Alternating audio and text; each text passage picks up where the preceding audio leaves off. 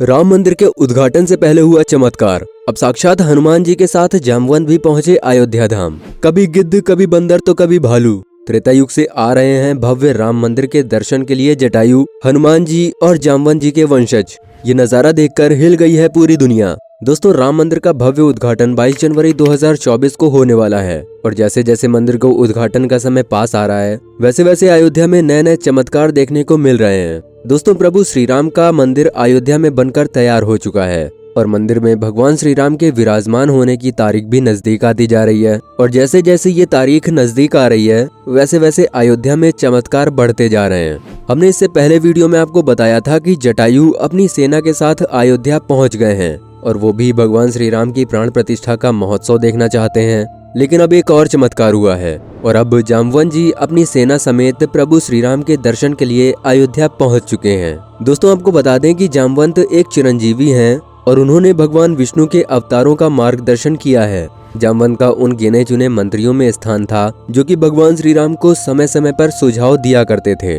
दोस्तों, आपको बता दें कि जामवंत जी रामायण में मौजूद सबसे शक्तिशाली पात्रों में से एक थे। जब भगवान राम का रावण से युद्ध आरंभ हुआ था और जब भगवान श्री राम की सेना लंका में पहुंची थी, तो वहां पर भी जामवंत जी ने ही भगवान श्री राम को अपनी सलाह दी थी। अब अगर हम जामवंत जी की युद्ध भूमि की बात करें तो वो कोई छोटे मोटे योद्धा नहीं थे।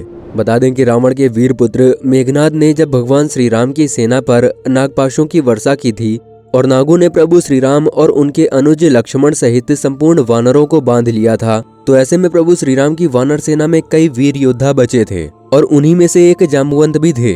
उस समय जब किसी को भी नागपाश से प्रभु श्री राम और उनकी वानर सेना को कैसे छुड़ाया जाए, उस समय जब किसी को भी ये उपाय नहीं सूझ रहा था, उस समय जामवंत जी ही थे जब उन्होंने ये उपाय बताया था कि गरुड़ भगवान से आग्रह करके उनको यहाँ पर लाके इन सभी को नागपाश के इन नागों से बचाया जा सकता है। दोस्तों, ऐसा बताया जाता है कि त्रेता युग में जामवंत ने रावण की छाती पर भी एक जोरदार लात मारी थी। यहाँ तक कि कुंभकर्ण से भी जामवंत जी के युद्ध का वर्णन मिलता है।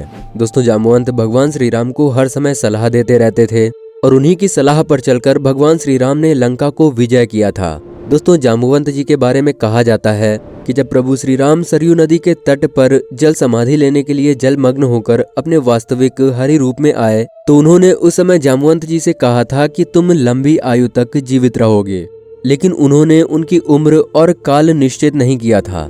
और दोस्तों, पौराणिक ग्रंथों के अनुसार जामवंत जी उन सभी बचे हुए योद्धाओं में से एक ऐसे चिरंजीवी थे जो कि आज तक जीवित हैं और इस बात का उल्लेख कई ग्रंथों में भी मिलता है। बता दें कि जब भगवान हरि ने श्री कृष्ण के रूप में जन्म लिया था, तो वहां भी जामवंत जी मौजूद थे। और खास बात तो ये है कि जामवंत की मृत्यु का विवरण कहीं पर भी नहीं मिलता है, किसी भी पुराण में या किसी भी ग्रंथ में। यहाँ तक कि रामायण में भी ये नहीं लिखा हुआ है कि जामवंत जी की मृत्यु हुई थी और इसीलिए उन्हें चिरंजीवी माना जाता है। बताया जाता है कि वो स्वयं ही तपस्या के लिए चले गए थे और वो अनंत काल तक हिमालय की गोद में तपस्या करते रहेंगे।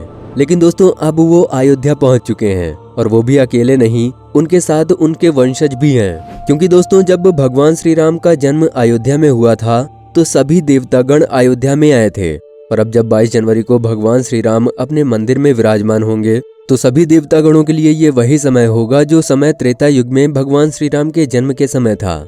बता दें कि अयोध्या में प्रभु श्री राम के दर्शन करने के लिए भालू की एक बड़ी टुकड़ी वहां पर पहुंची है। मीडिया पत्रकारों ने ये दिखाया है कि अयोध्या के आसपास भालुओं का एक विशाल समूह देखा गया है और वो राम मंदिर के नजदीक आने की कोशिश कर रहे हैं। तो ऐसे में क्या वो भी 22 जनवरी को अयोध्या में होने वाला राम महोत्सव देखना चाहते हैं और प्रभु श्री राम के दर्शन करना चाहते हैं? अब दोस्तों, अयोध्या में जो चमत्कार हो रहे हैं उन्हें देखकर तो कुछ ऐसा ही लगता है। बता दें कि 22 जनवरी को देश के प्रधानमंत्री नरेंद्र मोदी जी, यूपी के मुख्यमंत्री योगी आदित्यनाथ और देश के कई अन्य बड़े नेता और वीआईपी भी इस राम समारोह में शामिल होंगे। बता दें कि वहां की सुरक्षा के लिए भारत की जितनी भी एजेंसीज हैं, उनको 22 जनवरी के लिए चाक चौबंद कर दिया गया है, जिसके चलते 22 जनवरी तक वहां पर जाना किसी भी आम इंसान के लिए कोई आसान बात नहीं है। क्योंकि भगवान श्री राम का जन्म महोत्सव जो है, और भारत के कई दिग्गज ज्योतिष और पंडितों का कहना है कि ऐसे समय को देवता भी नहीं छोड़ना चाहते और इसीलिए उस समय सभी देवतागण भी आकाश में उपस्थित हो जाएंगे। तो दोस्तों, इतना सब कुछ जानने के बाद हम ये कह सकते हैं कि अयोध्या में आगे और भी चमत्कार देखने को मिल सकते हैं। अब दोस्तों, अगर बंदरों की बात करें तो ऐसे में अयोध्या में पहले से ही बहुत सारे वानर थे अयोध्या में श्री राम जन्मभूमि के पास में ही हनुमानगढ़ी नाम का एक चमत्कारिक मंदिर है और उस मंदिर के आसपास हजारों की संख्या में वानर देखे जा सकते हैं। वहां पर वानरों की कई प्रजातियां हैं। उनमें से कुछ हनुमान जी की श्रेणी के ही वानर बताए जाते हैं।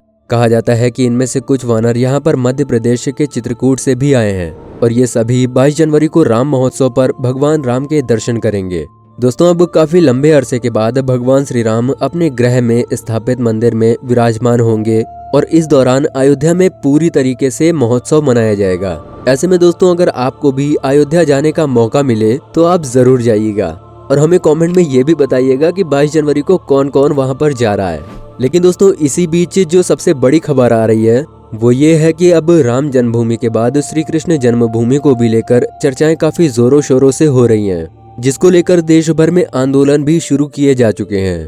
और अब बस इंतजार है तो 22 जनवरी का, जब 22 जनवरी को प्रभु श्री राम की प्राण प्रतिष्ठा की जाएगी। उसके बाद अब ये अंदाजा लगाया जा रहा है कि श्री कृष्ण जन्मभूमि की मुक्ति की तैयारी भी शुरू हो जाएगी, क्योंकि उत्तर प्रदेश के डिप्टी सीएम केशव प्रसाद मौर्य ने ये कहा है कि अब राम मंदिर तो बन चुका है और 22 जनवरी को उसका उद्घाटन महोत्सव भी हो जाएगा। इसके साथ ही अब श्री कृष्ण जन्मभूमि की भी तैयारी की जा रही है। इसका मतलब ये है कि बीजेपी में कुछ न कुछ तो इस मुद्दे को लेकर चल रहा है और उम्मीद तो ये भी है कि 2024 के चुनाव में ये बात जनता के सामने भी रखी जाएगी।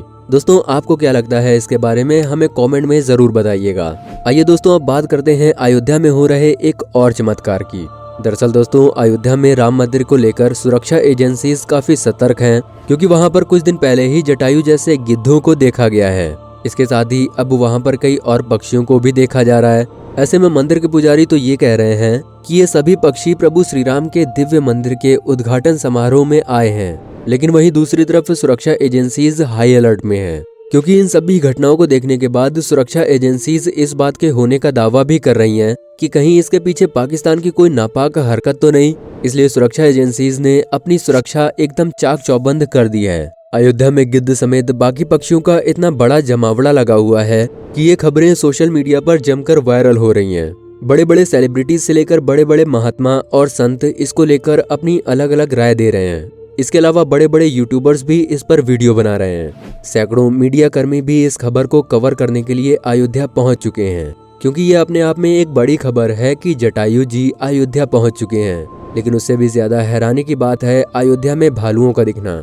भालुओं के झुंड को देखे जाने के बाद अयोध्या के लोग उनकी पूजा कर रहे हैं और उनका कहना है कि वो सभी 22 जनवरी को होने वाले श्री राम मंदिर के भव्य उद्घाटन के लिए ही भगवान श्री राम के दर्शन के लिए अयोध्या आए हैं। बता दें कि पिछले कई सालों से भालुओं को इस देश में अलग अलग चिड़ियाघरों में देखा गया है। अब इस समय पहाड़ी इलाकों में भी बहुत ही कम भालू दिखाई देते हैं, लेकिन एक साथ इतने भालुओं का अयोध्या में राम मंदिर के उद्घाटन से ठीक पहले आना अपने आप में किसी चमत्कार से कम नहीं है। हालांकि दोस्तों, कुछ लोग इनसे डर भी रहे हैं, क्योंकि भालुओं को अपनी आंखों के सामने लाइव देखना अपने आप में ही एक अलग ही अनुभव होता है। हालांकि इस पर सबकी अपनी अपनी अलग अलग राय हैं, लेकिन अयोध्या वासी और राम भक्तों का कहना है कि ये सभी भालू कोई साधारण भालू नहीं है, बल्कि स्वयं चिरंजीवी रेचराज जामवंत हैं, जो कि अपने वंशजों को अपने साथ भगवान श्री राम के दर्शन के लिए लेकर आए हैं। लेकिन दोस्तों, अब ये देखना भी काफी दिलचस्प होगा कि भारतीय सरकार इस मुद्दे को कैसे लेती है और 22 जनवरी तक अयोध्या में और कौन कौन से नए चमत्कार देखने को मिलते हैं। वैसे दोस्तों, इस विषय में आपका क्या कहना है, नीचे कमेंट सेक्शन में अपनी राय जरूर दें। उम्मीद करते हैं कि आज की हमारी ये वीडियो आपको पसंद आई होगी।